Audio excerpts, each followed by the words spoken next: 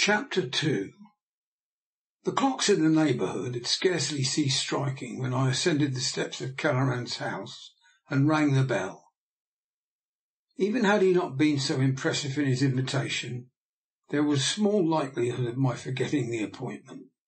I had been waiting for it hour by hour, with an impatience that can only be understood when I say that each one was bringing me nearer the only proper meal I had had since I last visited his abode. The door was opened to me by the same faithful housekeeper who had proved herself such a ministering angel on the previous occasion. She greeted me as an old friend, but with a greater respect than she had shown when we had last talked together. This did not prevent her, however, from casting a scrutinizing eye over me, as much as to say, "You look a bit more respectable, my lad. Your coat is very green at the seams, your collar is frayed at the edge, and you sniff the smell of dinner as if you had not had a decent meal for longer than you care to think about."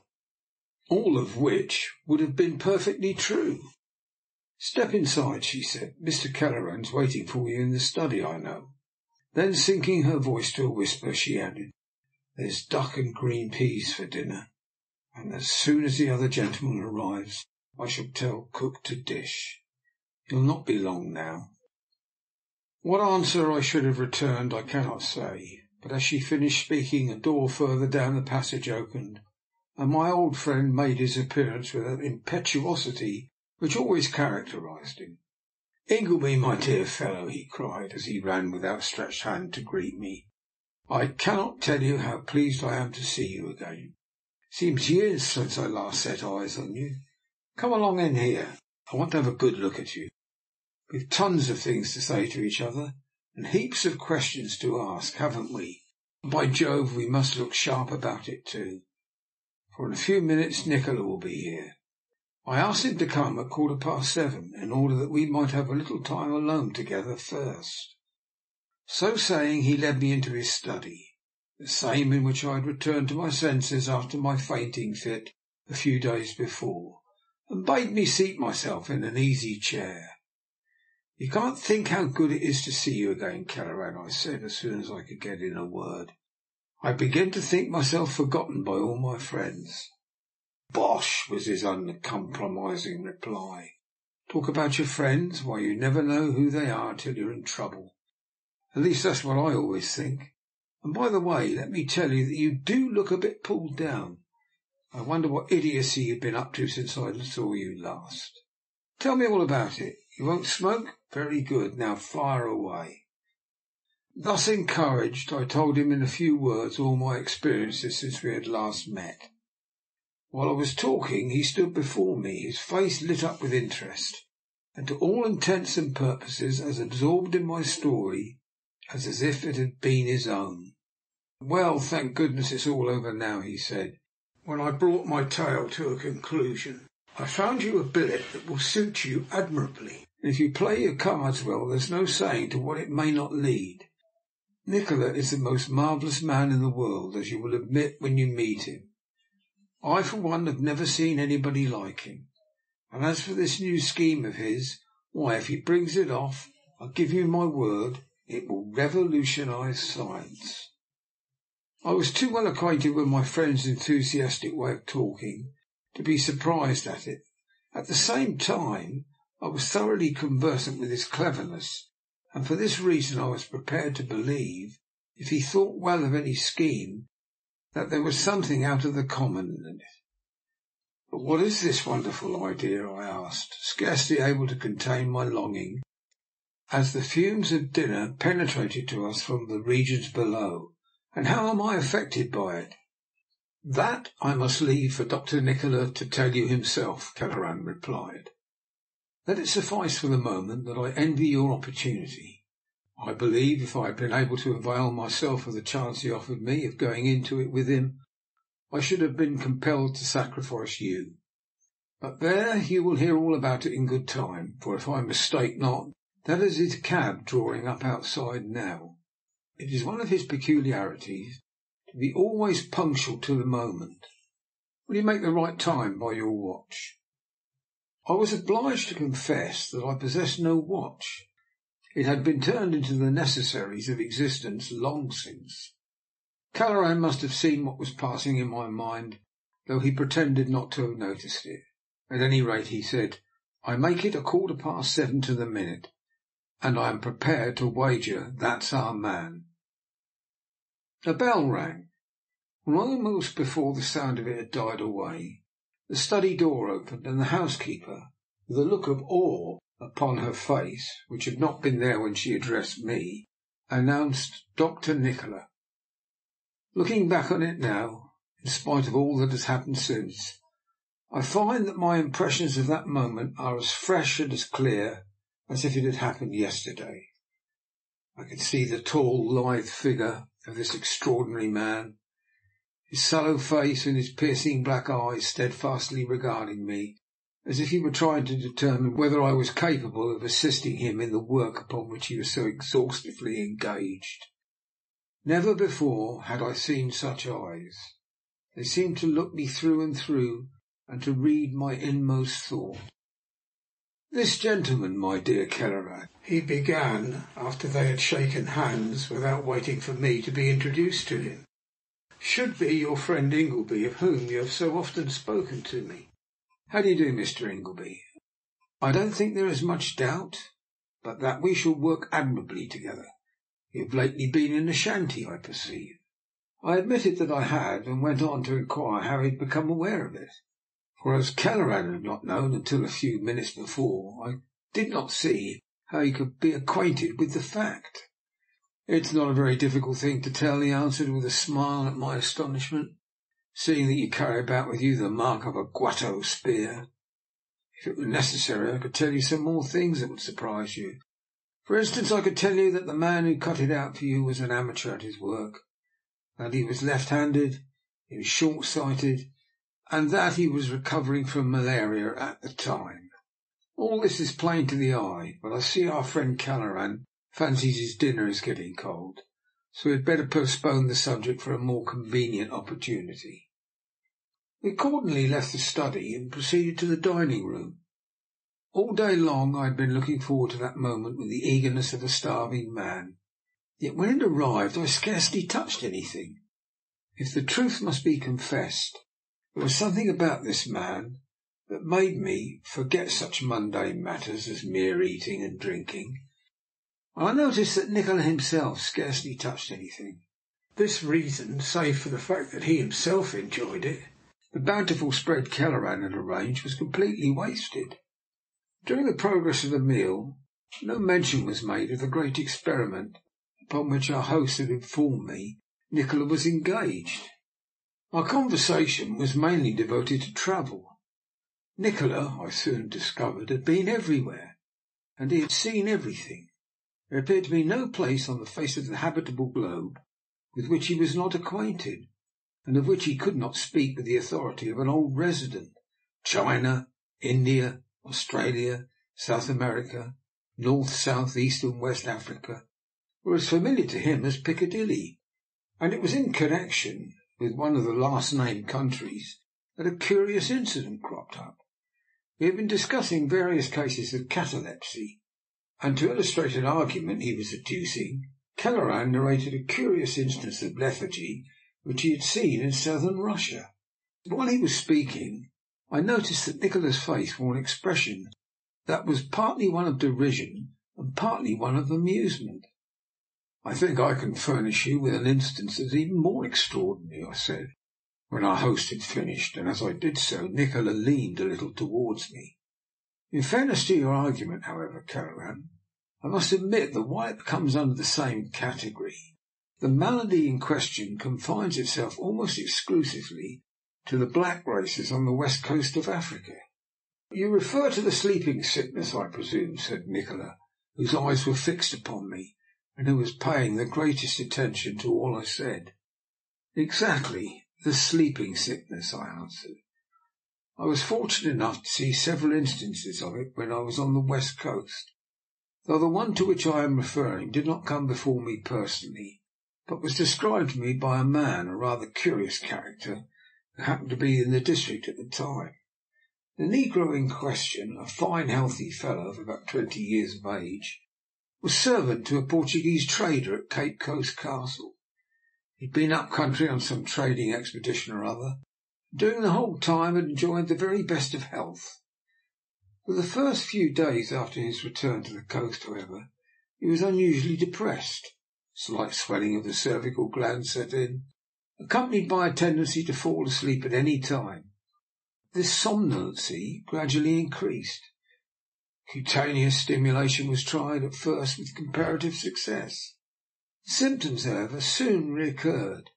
The periods of sleep became longer and more frequent, until at last the patient could scarcely have been said to be ever awake. The case, so my informant said, was an extremely interesting one. "What was the result?" inquired Kelleran a little impatiently. "You have not told us to what all this is leading." "Well, the result was that in due course the patient became extremely emaciated, a perfect skeleton, in fact. He would take no food, answered no questions, and did not open his eyes from morning till night. To make a long story short, just as my informant was beginning to think that the end was approaching, there appeared in Cape Coast Castle a mysterious stranger, who put forward claims to the knowledge of medicine. He foregathered with my man, and after a while obtained permission to try his hand upon the negro. Killed him at once, of course. Nothing of the sort. The thing happened that you will scarcely credit. The whole business was most irregular, I believe, but my friend was not likely to worry himself much about that. This new man had his own pharmacopoeia, a collection of essences in small bottles, more like what they used in the Middle Ages than anything else, I should imagine. Having obtained possession of the patient, he carried him away to a hut outside the town, took him in hand there and then. The man who told me about it, and who I should have said had a good experience of the disease, assured me that he was as certain as anyone possibly could be that the chap would not live out the week. And yet when the newcomer, 10 days later, invited him to visit the hut, there was the man acting as his servant, waiting at table, if you please, and to all intents and purposes, though very thin, as well as ever he had been in his life. "But, my dear fellow," protested Kelleran, "Guerin says that out of the 148 cases that come under his notice, 148 died." "Can't help that," I said a little warmly. "I'm afraid I'm only telling you what my friend told me. He gave me his word of honour that the result was as he had described." But I had not finished my story when you interrupted me. The strangest part of the whole business has yet to be told. It appears that the man had not only cured the fellow, but that he had the power of returning him to the condition in which he found him, at will. It wasn't hypnotism, but what it was is more than I can say. At any rate, my informant described it to me as about being the uncanniest performance he had ever witnessed. "In what way?" asked Kelleran. "Furnish us with a more detailed account. There was a time when you were a famous hand at a diagnosis."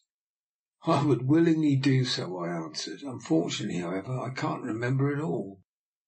It appears that he was always saying the most mysterious things and putting the strangest questions, and on one occasion he asked my friend, as they were standing by the negro's bedside, if there was anyone whose image he would care to see.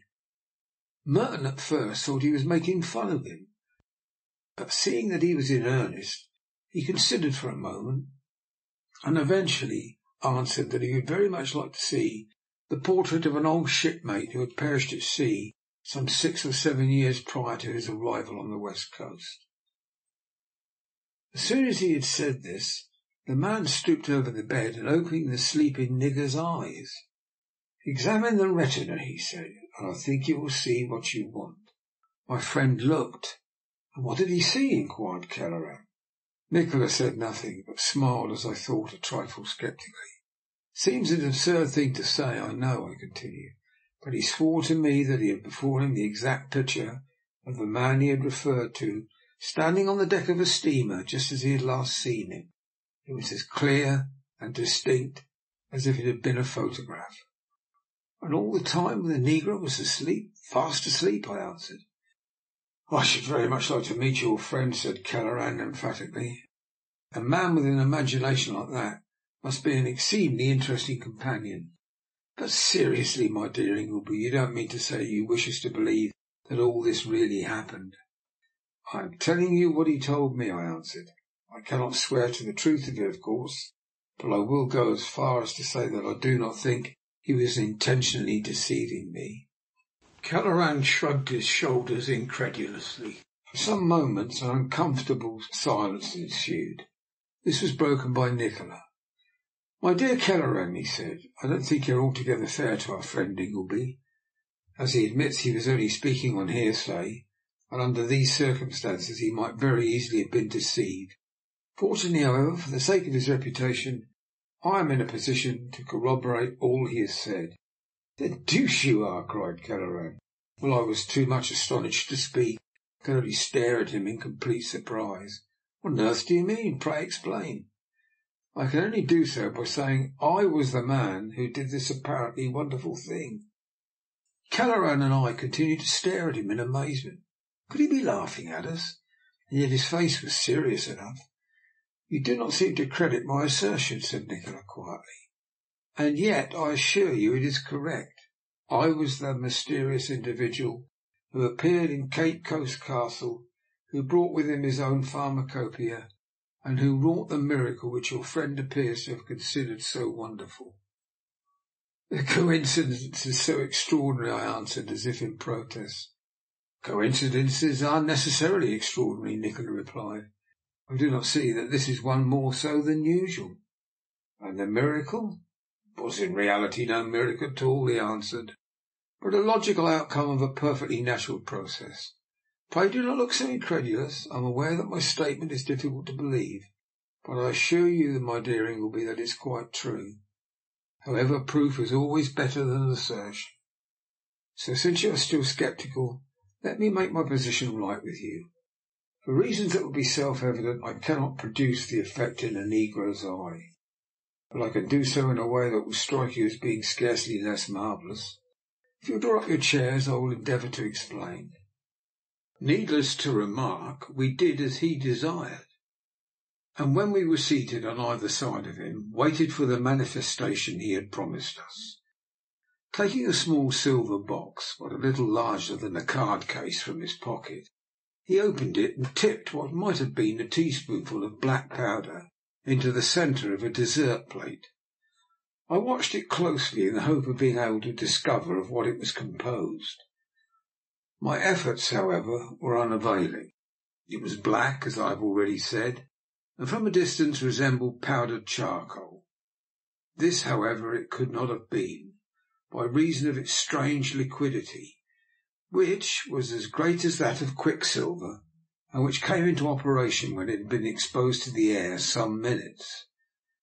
Hither and thither the stuff ran about the dish, and I noticed that as it did so, it gradually lost its original sombre hue, and took to itself a variety of colours that were as brilliant as the component tints of the spectrum. These scintillated and quivered till the eyes were almost blinded by their radiance, and yet it riveted the attention in such a manner that it was well nigh, if not quite impossible, to look away or think of anything else. In vain I tried to calm myself, in order that I might be a cool and collected observer of what was taking place. Whether there was any perfume thrown off by the stuff upon the plate, I cannot say, but as I watched it my head began to swim and my eyelids felt as heavy as lead. That this was not fancy upon my part is borne out by the fact that Kelleran afterwards confessed to me that he experienced exactly the same sensations. Nikola, however, was still manipulating the dish, turning it this way and that, as if he were anxious to produce as many varieties of colour as possible in a given time. It must have been upwards of 5 minutes before he spoke, and as he did so he gave the plate an extra tilt, so that the mixture ran down to one side. It was now a deep purple in colour. I think if you will look into the centre of the fluid you will see something that will go a long way towards convincing you of the truth of the assertion I made just now," he said quietly, but without turning his head to look at me. I looked as he desired, but at first could see nothing save the mixture itself, which was fast turning from purple to blue. This blue soon grew paler, and as I watched, to my astonishment, a picture formed itself before my eyes. I saw a long wooden house surrounded on all sides by a deep verandah. The latter was covered with a beautiful flowering creeper. On either side of the dwelling was a grove of palms, and to the right, showing like a pool of dazzling quicksilver between the trees, was the sea. And over everything was a sensation of intense heat. At first glance I could not recall the house, but it was not long before I recognized the residence of the man who had told me the story which had occasioned this miracle. I looked at it again, and could even see the window of the room from which I had recovered from my first severe attack of fever, and from which I never thought to have emerged alive. With the sight of it, the recollection of that miserable time came back to me. Kelleran and even his friend Nikola were for the time being forgotten. "From the expression on your face, I gather that you know the place," said Nikola, after I had been watching it for a few moments. "Now look into the verandah and tell me if you recognise the two men you see seated there."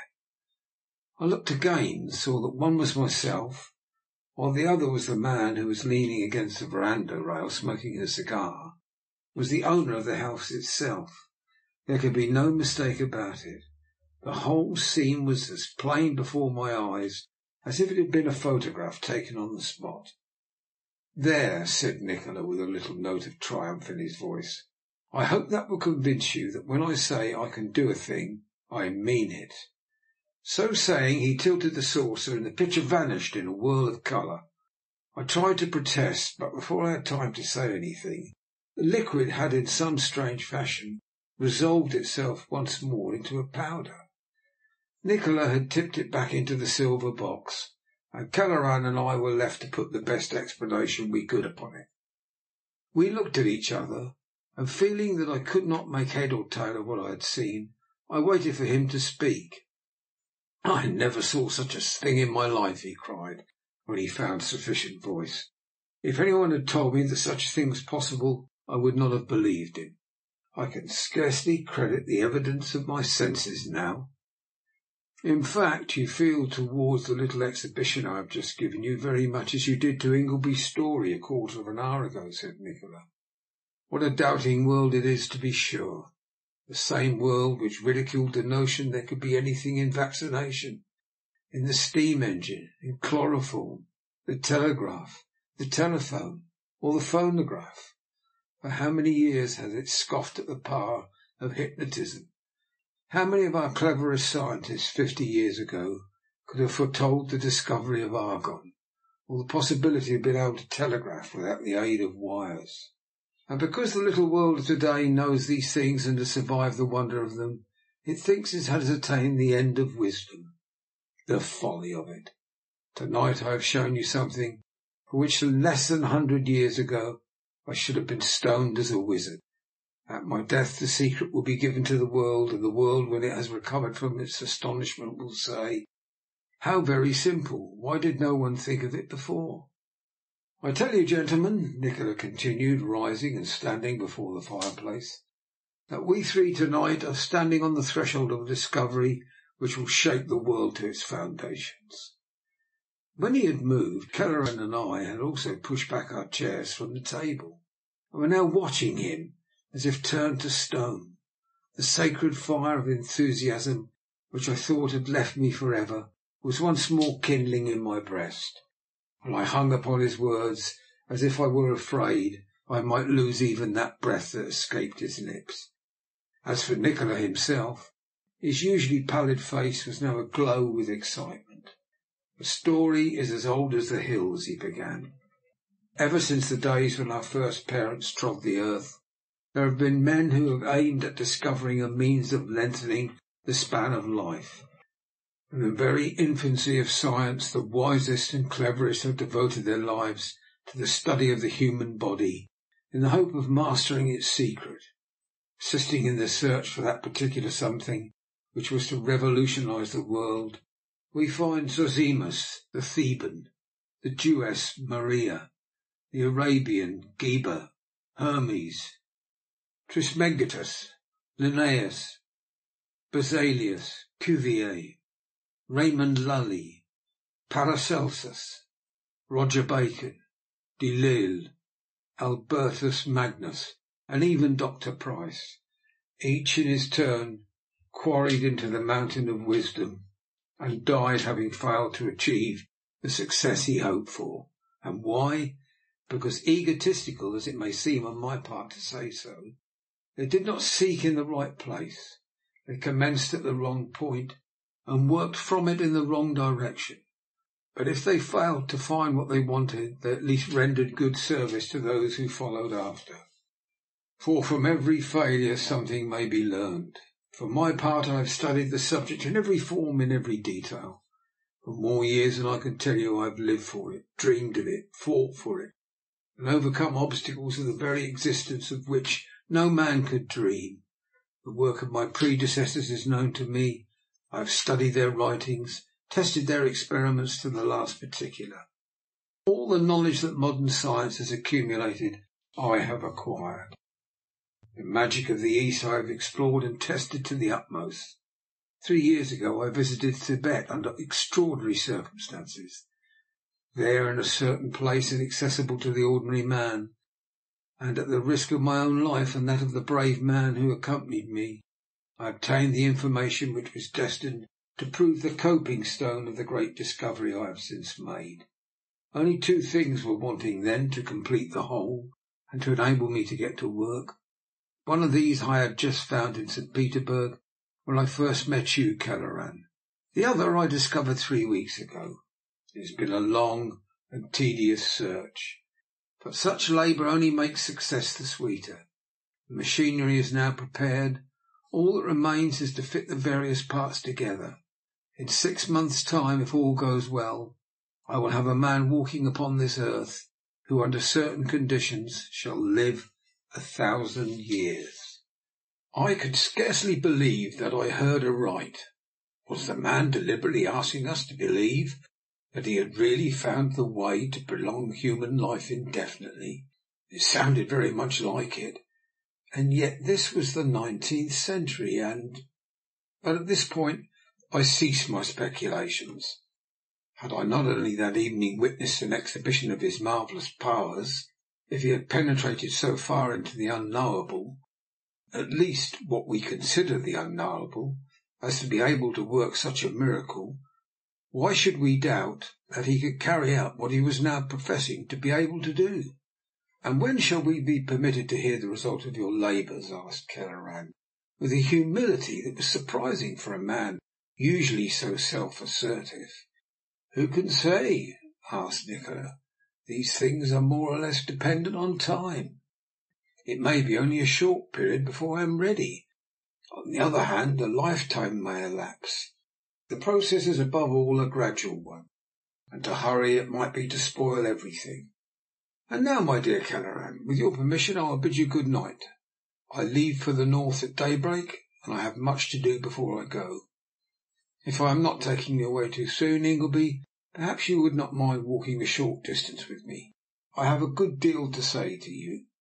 "I shall be very pleased," I answered, and the look that Kelleran gave me showed me that he considered my decision a wise one. "In that case, come along," said Nikola. "Good night, Kelleran. Many thanks for the introduction you have given me. I feel quite sure Ingleby and I will get on admirably together." He shook hands with Kelleran and passed into the hall, leaving me alone with the man who had proved my benefactor for the second time in my life. "Good night, old fellow," I said, as I shook him by the hand. "I cannot thank you sufficiently for your goodness in putting me in the way of this billet. It has given me another chance, and I shan't forget your kindness as long as I live." "Don't be absurd," Kelleran answered. "You take things too seriously. I feel sure your advantage is as much Nikola's as yours. He's a wonderful man, and you're the very fellow he requires. Between you, you ought to be able to bring about something that will upset the calculations of certain pompous old fossils of our acquaintance. Good night, and good luck to you." So saying, he let us out of the front door and stood upon the doorstep watching us as we walked down the street. It was an exquisite night. The moon was almost at the full, and her mellow rays made the street almost as light as day. My companion and I did for some distance walk in silence. He did not speak, and I already entertained too much respect for him to interrupt his reverie. More than once I glanced at his tall, graceful figure and the admirably shaped head, which seemed such a fitting case for the extraordinary brain inside. "As I said just now," he began at length, as if we were continuing a conversation which had been suddenly interrupted, "I leave at daybreak for the north of England. For the purposes of the experiment I am about to make, it is vitally necessary that I should possess a residence far removed from other people, where I should not run any risk of being disturbed. For this reason I have purchased Allerdeyne Castle in Northumberland, a fine old place overlooking the North Sea. It is by no means an easy spot to get at, and should suit my purposes admirably. I shall not see you before I go, so that whatever I have to say had better be said at once. To begin with, I presume you have made up your mind to assist me in the work I am about to undertake." "If you consider me competent," I answered, "I shall be only too glad to do so." "Kelleran has assured me that I could not have a better assistant," he replied, "and I am willing to take you upon his recommendation. If you have no objection to bring forward, we may as well consider the matter settled. Have you any idea as to the remuneration you will require?" I answered that I had not, and that I would leave it to him to give me what he considered fair. In reply he named a sum that almost took my breath away. I remarked that I should be satisfied with half the amount, whereupon he laughed good-humouredly. "I'm afraid we're neither of us good business men," he said. "By all the laws of trade, on finding that I offered you more than you expected, you should have stood out for twice as much. Still, I like you all the better for your honesty. And now my road turns off here, and I will bid you good night. In an hour I will send my servants to you with a letter containing full instructions. I need scarcely say that I am sure you will carry them out to the letter." "I will do so, come what may," I answered seriously. "Then good night," he said, and held out his hand to me. "All being well, we shall meet again in 2 or 3 days." "Good night," I replied. Then, with a wave of his hand to me, he sprang into a hansom which he had called up to the pavement, gave the direction to the driver, and a moment later was round the corner and out of sight. After he had gone, I continued my homeward journey. I had not been in the house an hour before I was informed that some one was at the door desiring to see me. I accordingly hurried downstairs, to find myself face to face with the most extraordinary individual I have ever seen in my life. At first glance I scarcely knew what to make of him, but when the light from the hall lamp fell upon his face, I saw that he was a Chinaman, and the ugliest I have ever seen in all my experience of the Mongolian race. His eyes squinted terribly, a portion of his nose was missing, and he was minus his left ear. It was the sort of face one sees in a nightmare, and accustomed as I was by my profession to horrible sights, I must admit my gorge rose at him. At first it did not occur to me to connect him with Nikola. "Do you want to see me?" I inquired in some astonishment. He nodded his head, but did not speak. "What's it about?" I continued. He uttered a peculiar grunt, and produced a letter and a small box from his pocket, both of which he handed to me. I understood immediately from whom he came, signing him to remain where he was until I could tell him whether there was an answer. I turned into the house and opened the letter. Having read it, I returned to the front door. "You can tell Dr. Nikola that I will be sure to attend to it," I said. "You savvy?"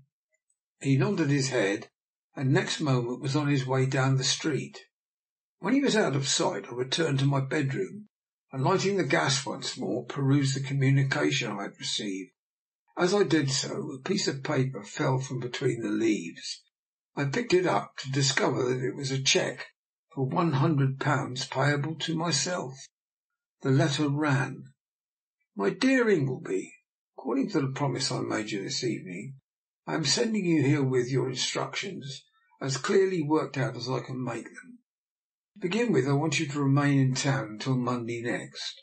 On the morning of that day, if all goes well, you will be advised by the agent of the company in London of the arrival of the river of the steamship Donna Mercedes, bound from Cadiz to Newcastle. On receipt of that information, you will be good enough to board her and to inquire for Don Miguel de Moreno and his great-granddaughter, who are passengers by the boat to England. I have already arranged with the company for your passage, so you have no anxiety upon that score. You will find the Don a very old man, and I beg that you will take the greatest possible care of him. For this reason I have sent you accompanying drugs, each of which is labelled with the fullest instructions. They should not be made use of unless absolutely required. Here followed a list of the various symptoms for which I was to watch, and an exhaustive resume of the treatment I was to employ in the event of certain contingencies arising. On the arrival of the vessel in Newcastle, the letter continued, I will communicate with you again. In the meantime, I send you what I think will serve to pay your expenses until we meet. Your sincere friend, Nikola. P.S. One last word of warning. Should you by any chance be brought into contact with a certain Mongolian of a very sinister appearance, and boasting but one ear, have nothing whatsoever to do with him. Keep out of his way, and above all, let him know nothing of your connection with myself.